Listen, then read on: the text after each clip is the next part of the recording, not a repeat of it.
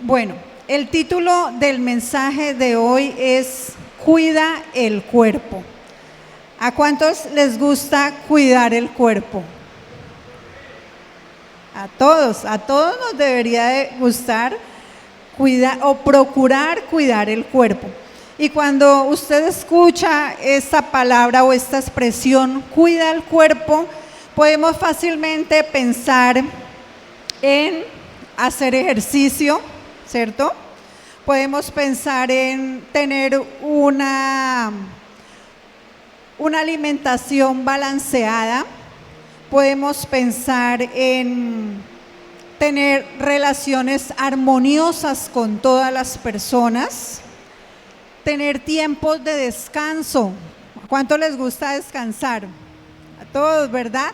Tener tiempos de descanso y de recreación. Eso pensaríamos que hace parte de cuidar nuestro cuerpo. Tener una buena salud mental también hace parte de cuidar nuestros cuerpos. Entonces yo me determino a tener buenos pensamientos para que mi salud mental fluya con la salud de todo mi cuerpo. ¿Estamos de acuerdo? Y esto es bueno, ¿cierto? Pero hoy vamos a aprender algo adicional acerca del cuidado del cuerpo. Y quiero ir al capítulo 27 del libro de Mateo, donde encontramos unos momentos, diferentes momentos, y es cuando el Señor Jesús es llevado ante Poncio Pilato, cuando es interrogado allí por Pilato, cuando es sentenciado a muerte y finalmente es crucificado y sepultado. Entonces todos estos acontecimientos los encontramos en el capítulo 27 de Mateo. Pero hoy me quiero centrar en lo que sucedió después de que el Señor Jesús murió, después de que Él respiró, hizo su último suspiro. ¿Qué pasó ahí? Y lo encontramos en el mismo capítulo de Mateo, en el verso 57 al 60, y dice así: Cuando llegó la noche, vino un hombre rico de Arimatea, llamado José, que también había sido discípulo de Jesús. Este fue a Pilato y pidió el cuerpo de Jesús. Entonces Pilato mandó que se le diese el cuerpo, y tomando José el cuerpo del Señor, lo envolvió en una sábana limpia y lo puso en su sepulcro nuevo que él había mandado a labrar en la peña, y después de hacer rodar una gran piedra a la entrada del sepulcro, se fue. ¿Cuántos dicen amén? Entonces tenemos aquí el siguiente escenario. Este mismo mensaje lo encontramos en los 4 evangelios, en Mateo, en Marcos, en Lucas y en Juan. Nos relata ese mismo acontecimiento. Y José de Arimatea en los 4 evangelios es descrito como el discípulo de Jesús. ¿Cuántos se consideran discípulos de Jesús? Amén, gloria a Dios. Tenga ese sentido de esa identificación. El discípulo de Jesús, hago un paréntesis, es el que caminaba al lado del Señor, escuchaba al Señor, pero también le obedecía. Ese es el discípulo, ¿cierto? Entonces, que todos seamos discípulos del Señor. Obedecemos, damos frutos de lo que el Señor nos ha enseñado. También en los evangelios lo llamaban como el que esperaba el reino de Dios. O sea que José de Arimatea era un hombre de fe. Amén. Era un hombre que amaba al Señor, era un hombre que creía en lo que él vino a predicar, en el mensaje de la salvación. La Biblia también dice en otra parte que era un hombre rico y que era miembro del Sanedrín. El Sanedrín es el tribunal supremo de los judíos. Y dice también que José de Arimatea, aunque era miembro del Sanedrín, él no participó en el momento que condenaron al Señor Jesucristo. Entonces, vemos aquí un escenario que me llamó mucho la atención. El Señor Jesús acaba de morir en la cruz. Pedro le había negado, ¿por cuántas veces? 3 veces le negó en público. Y los apóstoles, los que habían estado caminando con el Señor, los que decían, Señor, hasta la muerte contigo, se habían dispersado, no estaban ahí, se habían ido.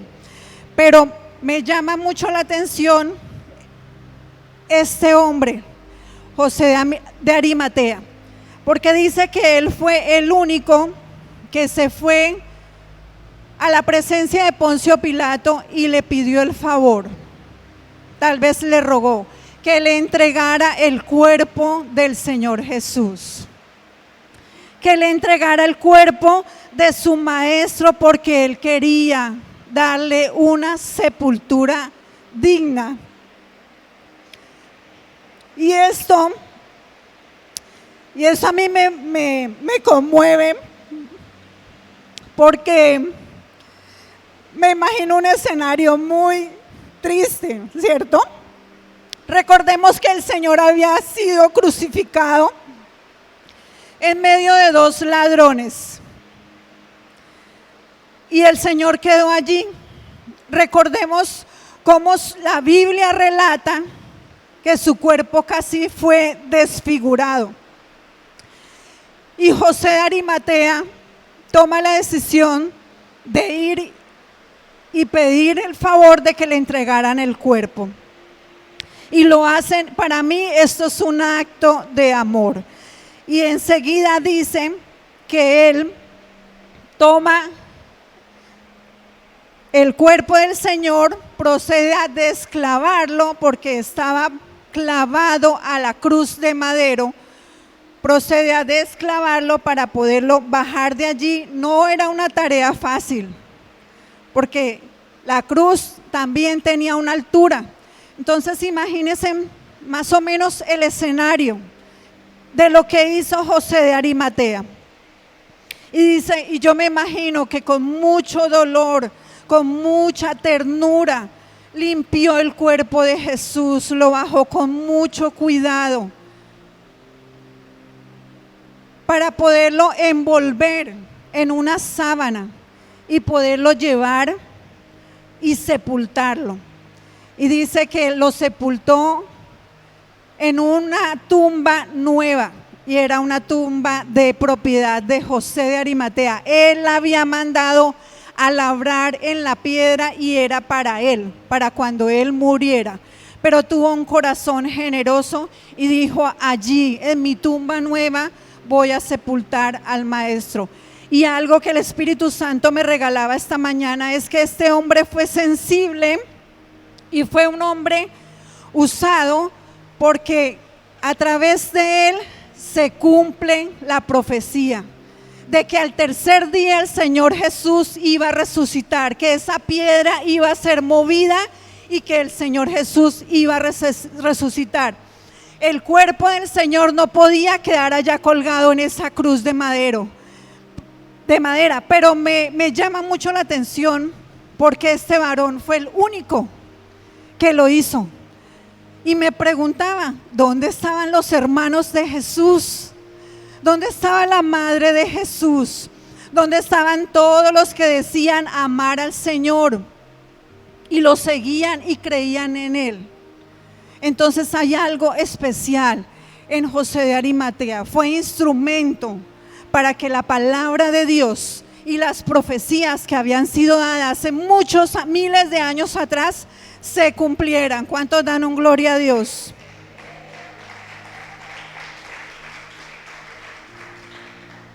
Entonces es un hombre, José de Arimatea es un hombre que decide honrar al Señor, a nuestro Salvador, aún después de su muerte. Decide honrarlo. Es un acto donde lo honra. Es un hombre que es movido a piedad. Es un hombre generoso, porque como les acabo de decir, dio su propia tumba nueva. No lo llevó y lo enterró en cualquier lugar, sino decidió dar de lo que él tenía, y dice la Biblia que era un hombre rico también. Entonces, los detalles de lo que hizo José de Arimatea me impactan, porque son detalles con mucho amor, detalles de cómo yo puedo honrar a mi Señor, de cómo yo puedo aportar para extender el reino, para que esa profecía y esa palabra se cumpliera. Se nota que José de Arimatea amaba al Señor profundamente, creía en Él y quería honrarlo aún después de su muerte. Y entonces, el Espíritu Santo, yo quiero que en esta mañana el Espíritu Santo nos motive a ser como José Arimatea. Y ustedes dirán, ¿pero cómo? Si el Señor ya murió, ya fue sepultado y resucitó. Pues resulta que José de Arimatea cuidó el cuerpo del Señor. Y ustedes sabían que la Biblia dice que el cuerpo del Señor es la iglesia. Usted y yo, los que están allí conectados, escuchando y que han creído en el Señor, somos el cuerpo de Jesús. La iglesia es el cuerpo del Señor. Los que hemos creído en su palabra, los que hemos recibido el mensaje de salvación y los que esperamos en su pronta venida, somos la iglesia del Señor. Por lo tanto, aunque esta escena que les acabo de compartir, este escenario, fue hace más de 2000 años, hoy tenemos la responsabilidad de seguir cuidando el cuerpo del Señor. ¿Cuántos dicen amén y cuántos están de acuerdo? Gloria a Dios. La iglesia está necesitando de muchos Josés de Arimatea. La iglesia está siendo muy atacada en estos últimos tiempos. Muchos cristianos pasando por necesidades difíciles, a veces económicas, con mucha escasez,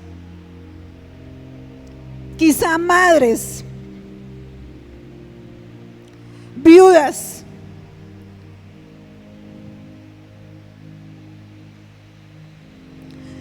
diciendo, no tengo que darle de comer a mis hijos.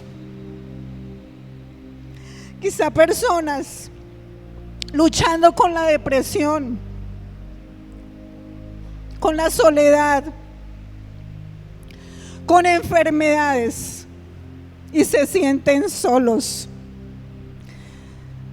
se sienten abandonados.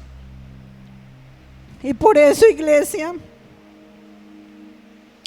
yo quiero que nos levantemos y tomemos esa decisión, como lo hizo José de Arimatea, de cuidar, de pedir, de decir, yo voy. Nadie lo ha hecho, yo voy a pedir el cuerpo del Señor. Lo voy a bajar de esa cruz, lo voy a limpiar, lo voy a envolver en un lino fino, dice otra versión, con todo lo que significa eso, preparar un cuerpo para ser sepultado, y lo voy a llevar allí y le voy a dar una sepultura digna. Estaba cuidando el cuerpo del Señor, porque él sabía que él era el Salvador y que la palabra de Dios, la profecía, se tenía que cumplir. Entonces, retomando el tema, hace más o menos 15 días el pastor me dijo que tenía el privilegio y la bendición de compartir una palabra. Y empecé yo a pedirle al Señor. Y me encontré con José de Arimatea. Y el jueves dediqué casi todo el día organizando el mensaje. Y el viernes en el día estaba en otra actividad, no tuve tiempo de hacer nada, pero en la noche, el viernes en la noche tuve un sueño. Y fue un sueño que me impactó mucho. Les confieso, yo casi nunca tengo sueños, así que yo diga, uy, el Señor me reveló tal cosa con un sueño, la verdad, no, poco. Y me gozo cuando la gente dice, uy, el Señor me reveló esto por un sueño, el Señor me dijo esto, me da mucha alegría y yo le he dicho, Señor, yo quiero lo mismo. Pero el viernes pasó algo y tuve un sueño que al inicio me confrontó mucho, me sentí con temor, confundida, pero fui a la presencia de Dios y le dije, Señor, ¿qué quieres enseñarme con este sueño? ¿Tiene que ver algo este sueño con el mensaje que voy a compartir el domingo? Por favor, Señor, dame discernimiento y dime, ¿qué quieres? ¿Qué es eso? ¿Qué significa eso?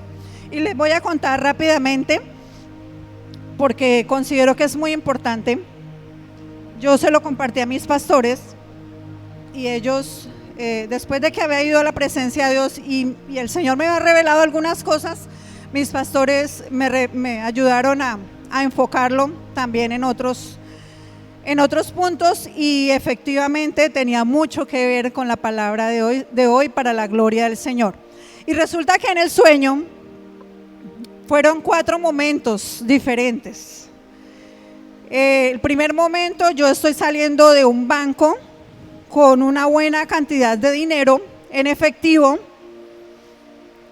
Voy saliendo y 2 personas me van a robar con armas, pero en ese momento salen 2 vigilantes del banco y pues me defienden y yo salgo, pues llamémoslo así, ilesa, no me roban, mejor dicho, no pasó nada.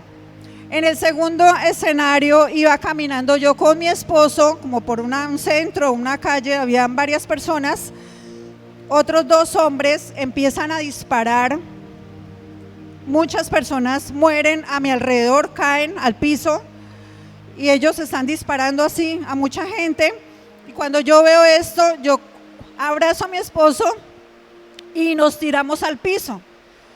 Y yo, estando boca abajo con mi esposo, volteo la cara a mirar y los 2 hombres vienen hacia nosotros, ¿sí? Y llegan al punto donde estamos nosotros ahí en el piso y cada uno nos apunta a la cabeza.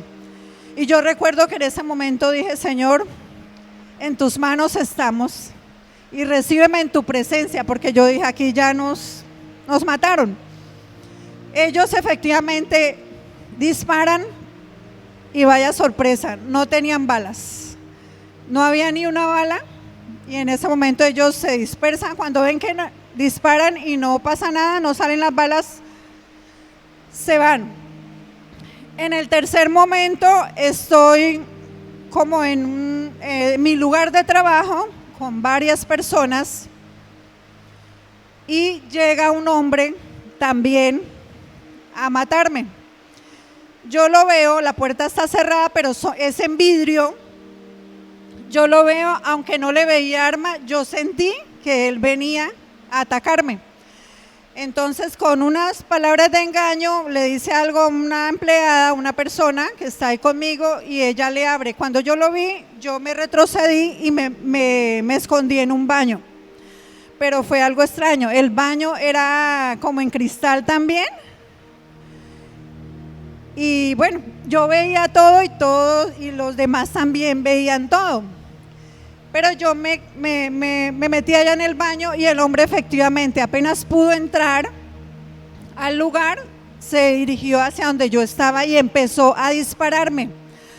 Ojo con esto, cada escenario habían armas diferentes, unas de corto alcance y esta última ya eran unas armas más potentes.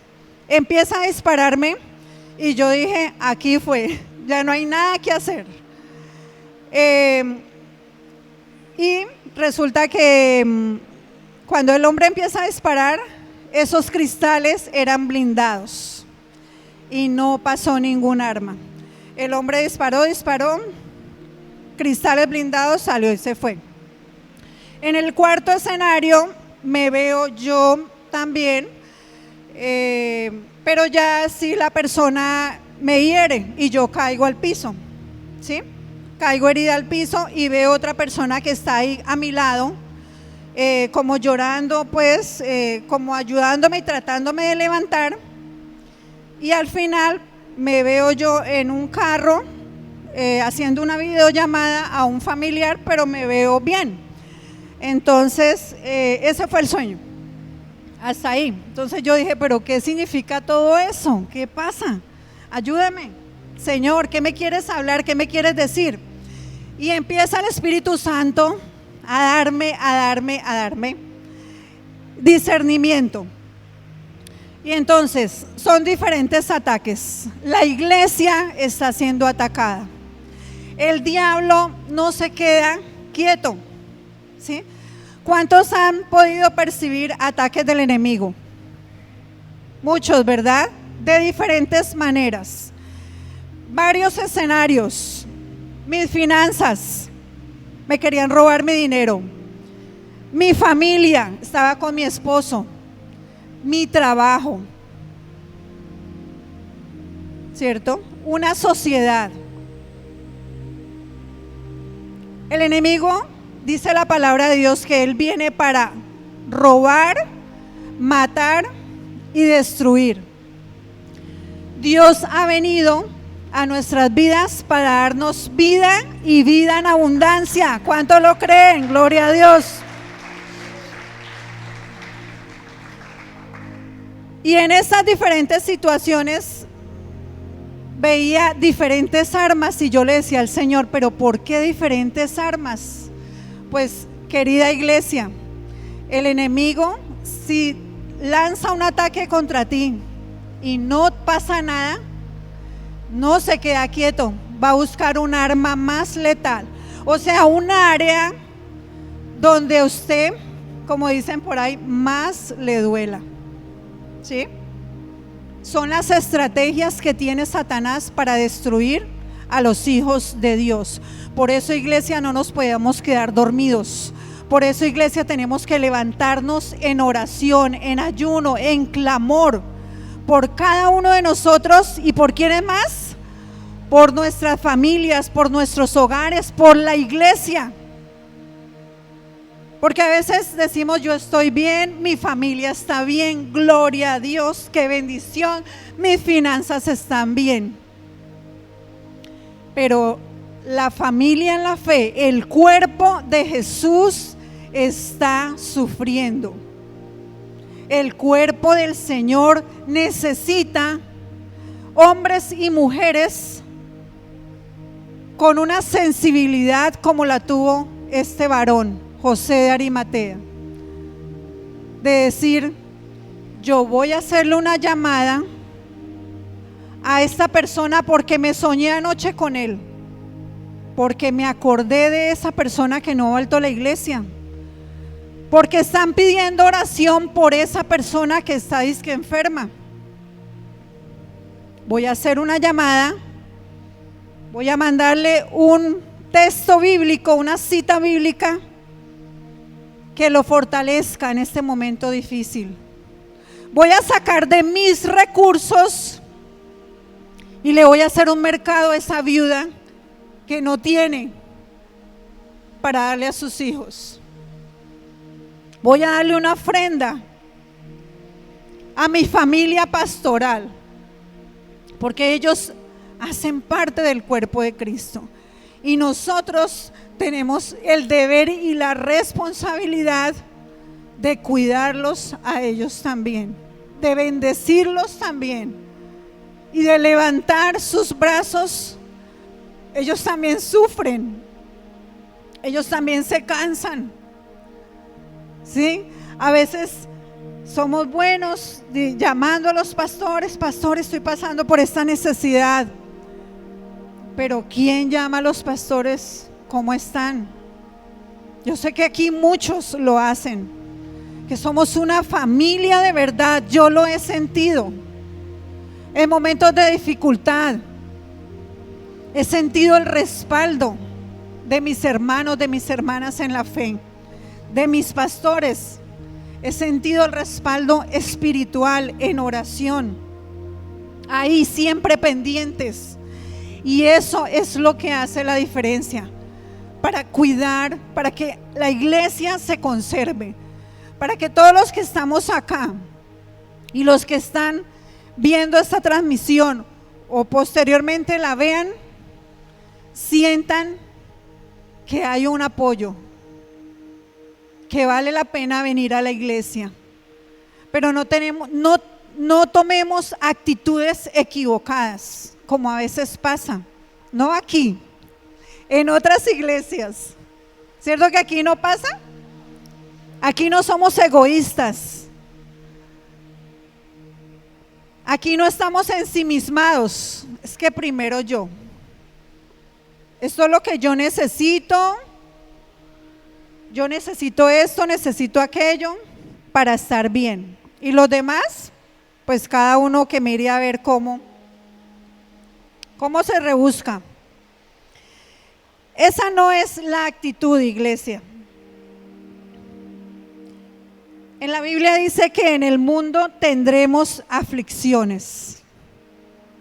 Y por eso en el sueño eran varios ataques continuos. Eso no es que ya me libró el Señor y ya estoy inmunizada. No, quizá venga otro peor, donde te tocan tu familia, donde están involucradas personas que amas. La parte emocional, que es algo tan importante en el ser humano. Si estamos emocionalmente mal, ¿ustedes no han sentido que se trata como de perder el sentido de las cosas? ¿Sí? Si estamos desanimados, ¿qué pasa? Estamos mal. Pero el que cuida el cuerpo del Señor se preocupa por dar una palabra de aliento. Pero a veces somos rápidos. ¿Es para qué, iglesia? Para juzgar, para criticar. Pero es que mire fulanito de tal, cuánto lleva la misma situación y nada que pelecha y nada que sale de ahí. Yo creo que a todos nos ha pasado en algún momento, pero hoy el Espíritu Santo quiere que nosotros, su pueblo, su iglesia, tengamos un corazón más sensible, que nos pongamos en los zapatos del otro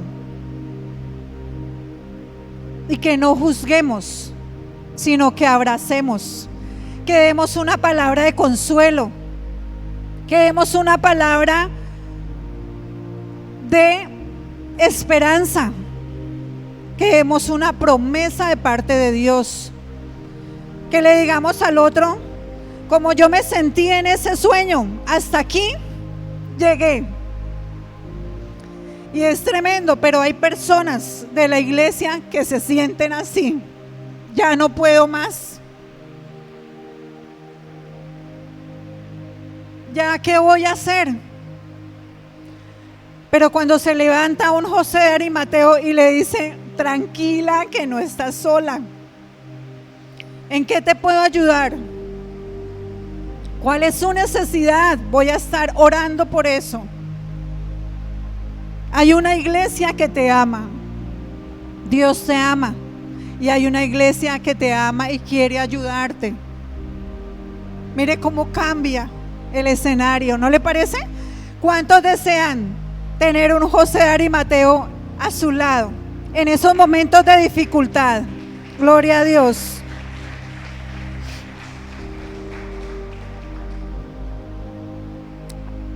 La iglesia está pasando por desiertos, por enfermedades, por situaciones de estancamiento.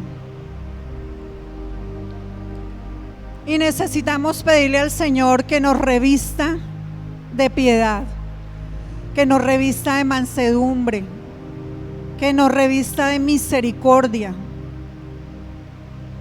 La iglesia tiene un grupo muy pequeño que nos organizamos para hacer visitas y todas somos mujeres muy ocupadas, pero sacamos ese tiempito para ir a visitar a una persona que está pasando por una situación difícil.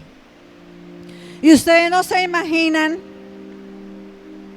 lo bendecidas que salimos nosotras cuando hacemos esas visitas. Y salimos llenas de gozo y de alegría de ver lo que pasó en esa persona en ese momento, lo que significó, para que me entiendan, lo que significó que alguien de la iglesia fuera y le hiciera una visita a esa persona, ¿sí? Quizá con una llamada. Usted dirá, pero no, yo no tengo tiempo para hacer visitas. Una llamada, una ofrenda, si usted lo puede hacer. Una ofrenda le puede cambiar la situación a una persona en un momento determinado. Y a eso es lo que nos llama el Señor, a que seamos sensibles ante la necesidad del otro. Y entonces me llevó a la palabra de Dios el Señor a Isaías 58, 7. Y vamos a ver lo que Dios quiere, cómo Dios quiere que una iglesia sea. Dios quiere una iglesia que sea bondadosa. Isaías 58, 7. Es decir, que le guste hacer el bien. Y aquí está hablando Isaías del verdadero ayuno y dice el verso 7 del capítulo 58. Compartan su comida con los hambrientos y den refugio a los que no tienen hogar. Denles ropa a quienes la necesitan y no se escondan de parientes que precisan su ayuda. Tremendo esta palabra. Y más antes dice la palabra que este es el verdadero ayuno. ¿Qué significa eso? Que seamos sensibles ante la necesidad del otro.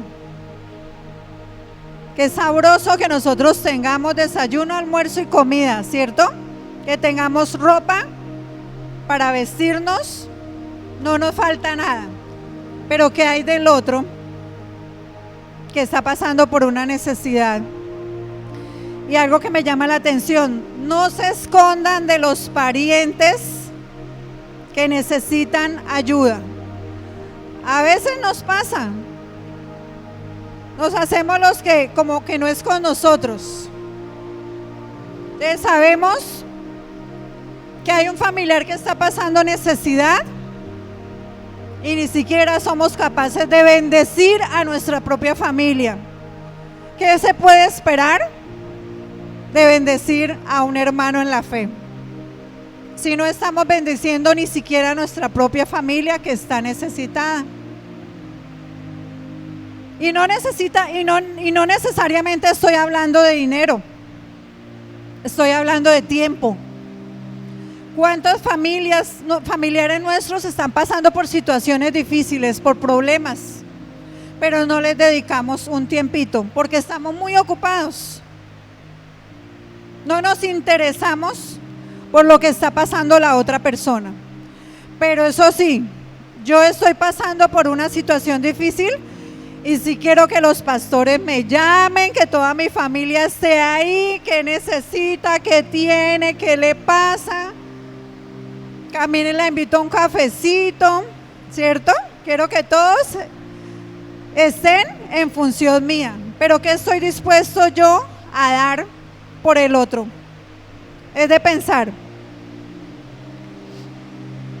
Que no seamos egoístas, nos enseña la palabra de Dios. De lo que tenemos, todos tenemos algo para dar, para compartir. Una iglesia que se presta a ayudar. Hechos 20:35.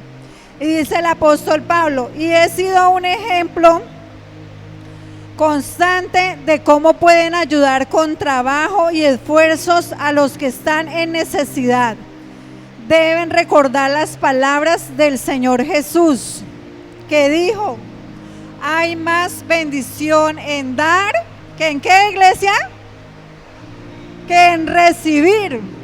No se escucha por lo que está lloviendo muy duro, pero todos contestaron a una sola voz. Hay más bendición en dar que en recibir. ¿Cuántos dicen gloria a Dios y le dan un aplauso al Señor?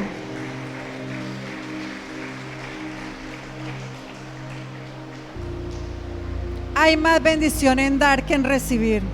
Por eso debemos tener un corazón generoso, un corazón que nos impulse a hacer a los demás y a dar a los demás lo que quisiera que hicieran conmigo y que me dieran a mí.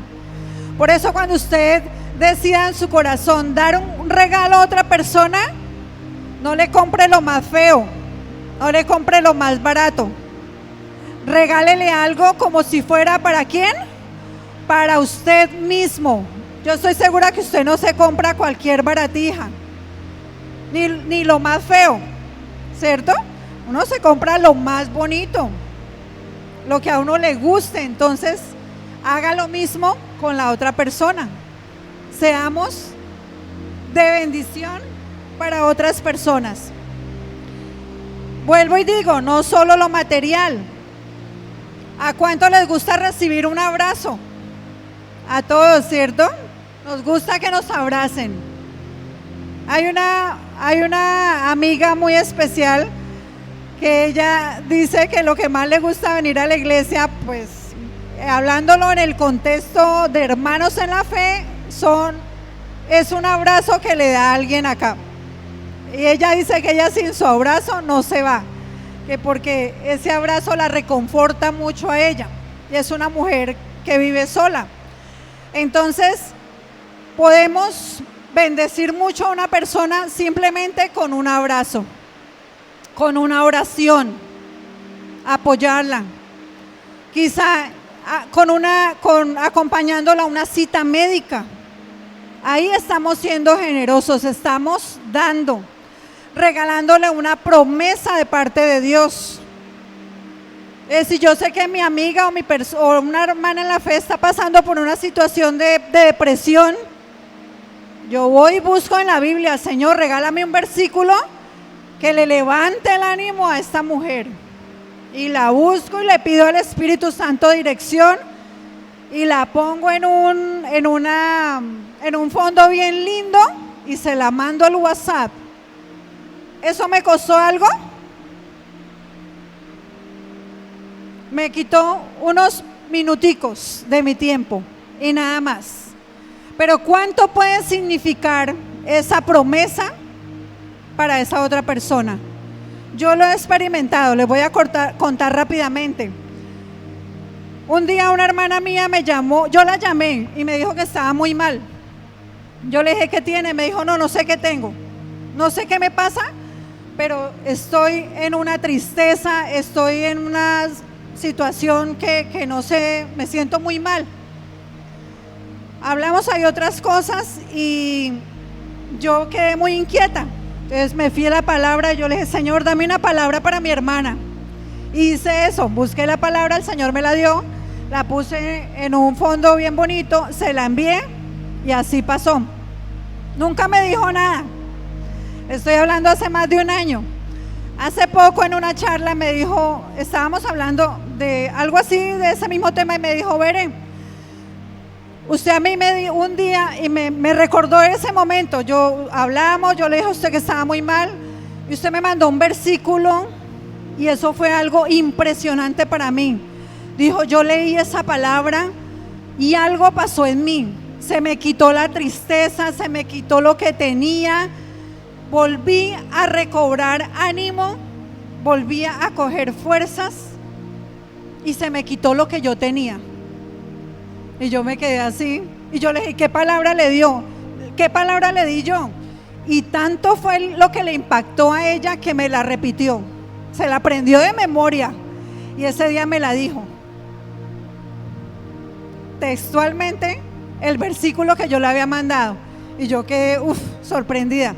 Mire lo que podemos hacer para ayudar a otra persona que está en un momento de dificultad. Seguimos. Dios quiere una iglesia que ayude en la edificación a otros. Romanos 15, 1, 2. Dice la palabra de Dios, los que somos fuertes debemos tener consideración con los que son sensibles a este tipo de cosas. No debemos agradarnos solamente a nosotros mismos. Deberíamos ayudar a otros a hacer lo que es correcto y edificarlos en el Señor. Y esto va conectado con lo que les acabo de decir.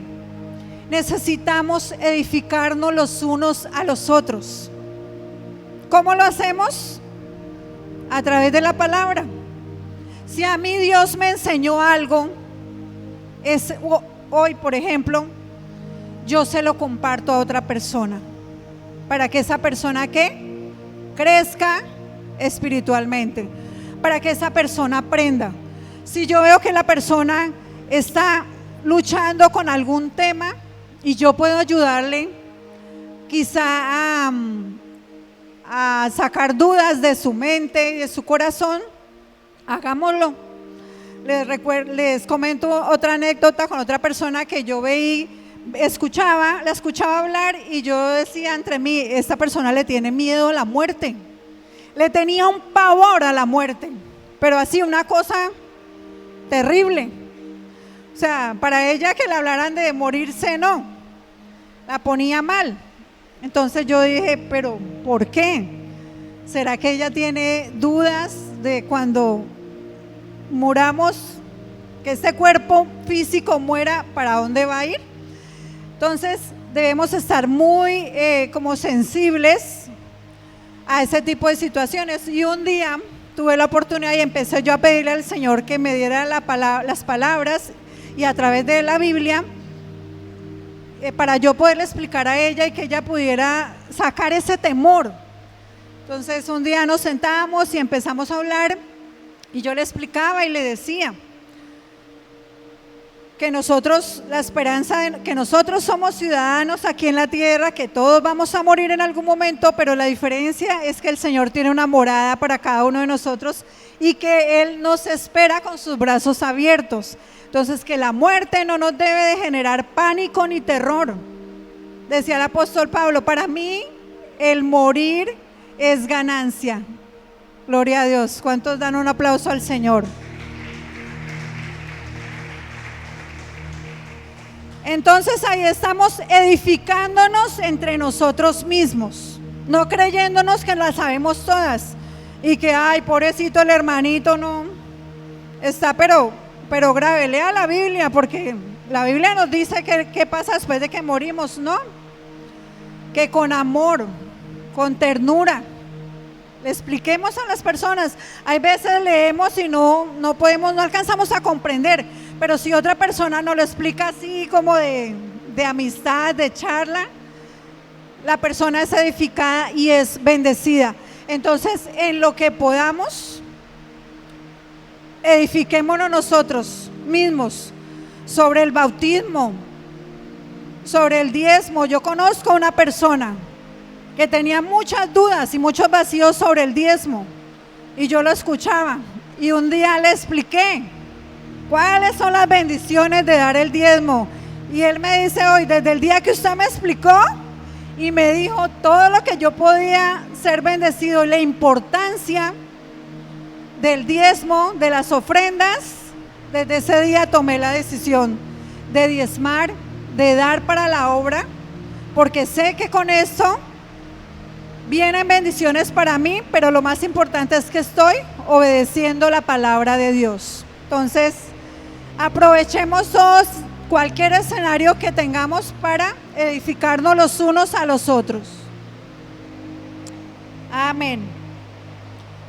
Dice, Dios quiere una iglesia que tenga interés por el infortunado. Hebreos 13, 2, 3. Dice, no se olviden de brindar hospitalidad a los desconocidos, porque algunos que lo han hecho han hospedado ángeles sin darse en cuenta. Acuérdense de aquellos que están en prisión. Ojo con esto, que nos acordemos de los que están en prisión como si ustedes mismos estuvieran allí. Acuérdense también de los que son maltratados como si ustedes mismos sintieran en carne propia el dolor de ellos. Eso aquí también es muy importante. Y vuelvo y toco el tema de ¿qué? De la sensibilidad. ¿Cómo puedo ayudar al que está sufriendo? ¿Cómo puedo ayudar quizá personas que yo conozco que están en una cárcel? Y créame que no lo voy a poder ayudar lanzando juicios o diciendo, pero es que si está allá, algo tuvo que haber hecho. El que la hace, la paga. Esas son las palabras de las personas en el mundo, ¿sí? De los que no conocen al Señor. Pero el Señor nos llama a ser compasivos, a ser misericordiosos. No somos nadie para juzgar. ¿Que por qué está allá el fulanito? ¿Que qué condena está pagando? ¿Cierto? Eso ya es cuestión allá de él. Hay personas que tienen ese don de ir a visitar a los presos, ¿cierto? Hay personas que ayudan a través de fundaciones a los presos. Si algún familiar, si algún conocido está allá, una palabra de aliento, una llamada, un kit de aseo. Inclusive si no conozco a nadie, yo puedo ir allá y ofrendar kits de aseo para ellos, porque están necesitados, los que están siendo maltratados. Que nos pongamos en el lugar del otro. Una iglesia que brinde ayuda y visite al necesitado. Santiago 1:27 dice: la religión pura y verdadera a los ojos de Dios Padre consiste en ocuparse de los huérfanos y de las viudas en sus aflicciones. ¿Cuántos dicen amén? Hay viudas necesitadas, hay huérfanos necesitados, hay personas necesitadas, hay personas solas que aunque no son viudas ni son huérfanos, quizá no tienen familia aquí. Abracémoslas, no las hagamos a un lado, apoyémoslas, escuchémoslas, dedicámosles tiempo, hagámoslas sentir que aunque están solas, aunque no tienen padre ni madre o no tienen esposo, tienen una familia aquí en la fe. ¿Cuántos dan un aplauso al Señor? Gloria a Dios. Y ya para terminar, quiero concluir con 1 Corintios capítulo 12, verso 25 al 27.